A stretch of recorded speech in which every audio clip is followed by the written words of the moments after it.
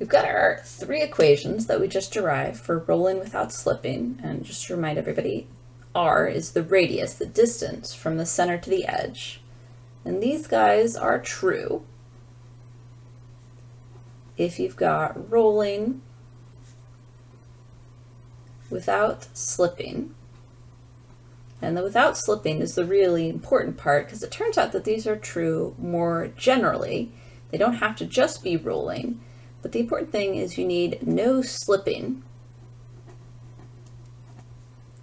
So the point of contact, whatever this thing is rolling on or moving on, can't be moving relative to the ground. So no slipping, but if you have a case where the rotation causes the translation,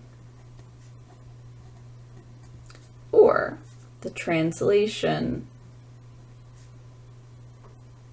causes the rotation,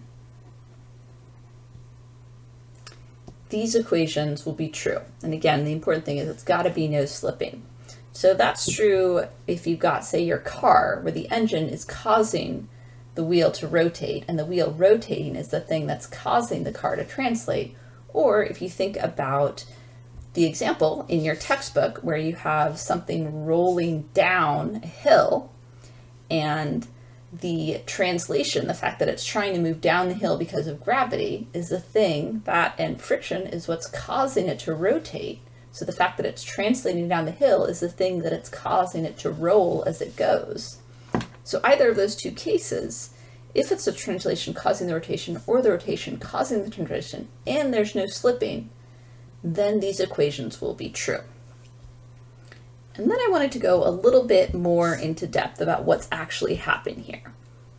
So we had looked at rolling as equal to the rotation about the center plus the translation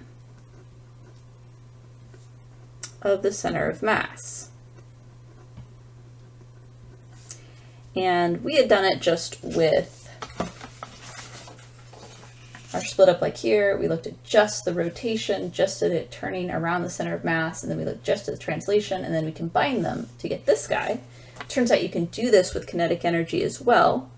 You can get your total kinetic energy is the kinetic energy of your rotation about the center of mass plus the kinetic energy of your translation of the center of mass.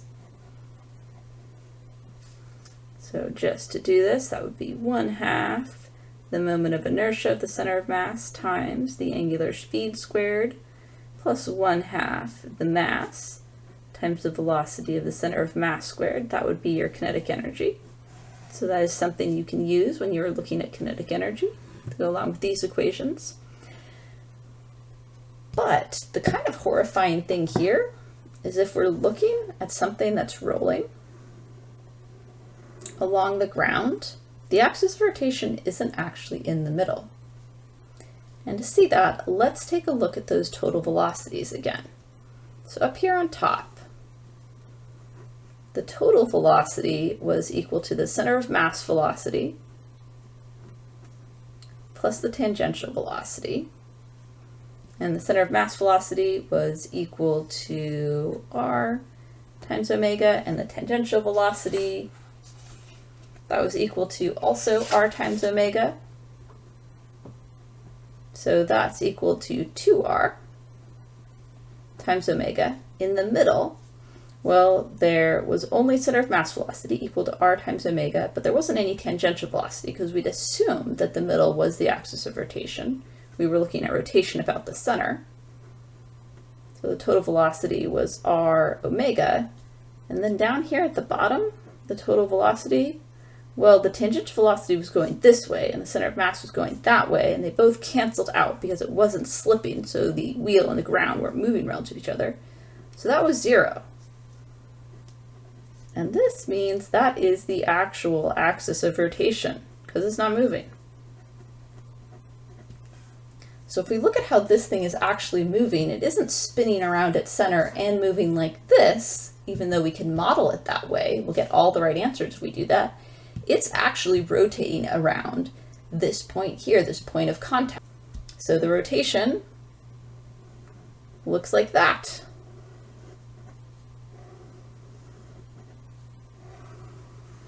And you can see that that actually makes sense with these total velocities, because this guy is the tangential velocity for rotation about this point.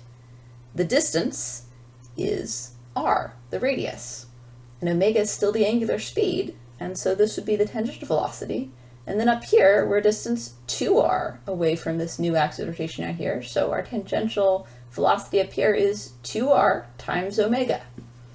Now, of course, it can't just keep rotating around this point, because this little bit of the tire will hit that little bit of the ground, and that'll become the new axis of rotation. So this is the point that's not moving, but the axis of rotation itself is moving. It's here, then it's there, then it's there, then it's there. And if you go ahead and you were to paint one little point on here, like say that one, and you wanted to track this point and see how it moved, what you'd actually see it do is sort of go up like this and then bounce down. So if I were to draw it out here and we were looking at just one little point, that point right there, what it would appear to do